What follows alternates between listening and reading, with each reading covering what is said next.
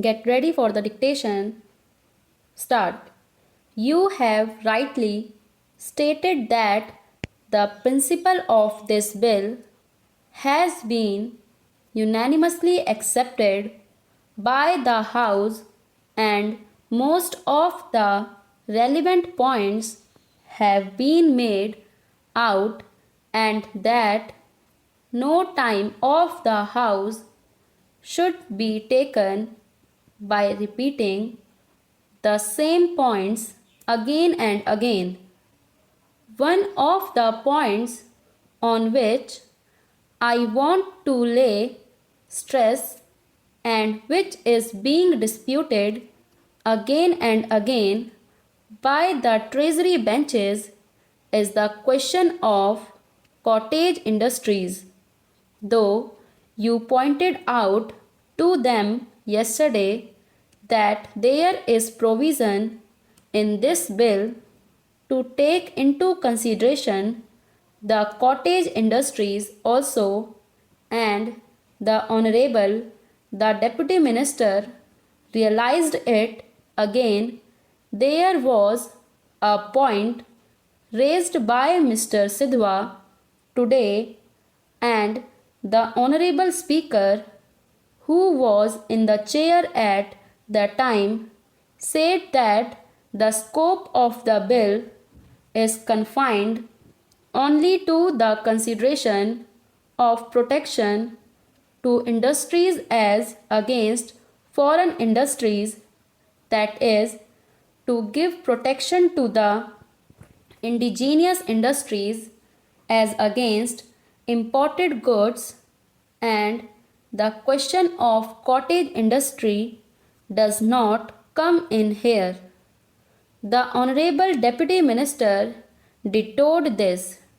Unless protection is given to indigenous industries, we shall not be able to develop industrially. I wholeheartedly support this proposition. I am not against it. When I speak of cottage industries, I do not for a moment think that our country should not be developed on the same lines as the other countries in the world.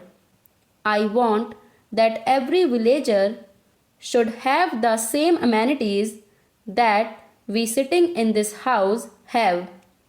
Every villager should have these furnitures, fittings, houses, and so on. The only thing is that the existing economy should not be disturbed and sacrificed before substitute arrangement is made.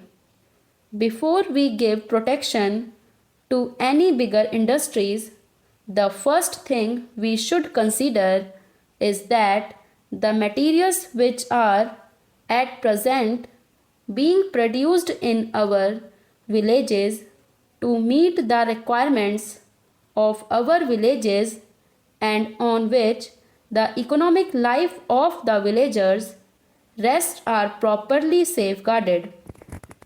We should see that we have sufficient quantity of consumer goods to meet the necessities of all people in the country, and nothing is done merely in the interest of 10% of the people at the sacrifice of existing village economy before making sure of some better substitute. I find that at the present moment our attention is confined to the amenities and requirements of a portion of the population only. The other day, my honorable friend Mr. Krishnamachari, whom I regard as a great economist and who knows finance, etc., and looks to the interest of the country and gives very good advice, said that we do not want to go to medieval age, and the luxury of yesterday is the necessity of today, and that few articles which we import today from many foreign countries and the few industries which we are starting for recreation and amenities of the people should not be grudged. I agree with him. I do not grudge them. But looking to the condition as it is today and the circumstances under which we are placed and over which we have no control, if we want to develop our country on the same basis as other countries have done, industrially and otherwise, we do not have at our command all the necessary materials, and we simply cannot do it with the speed we want. We have to depend upon others. So, at least during the transitional period, it may be that the necessities of yesterday may have to be regarded as the luxuries of today, and for some time have to take to austerity to be squarely distributed.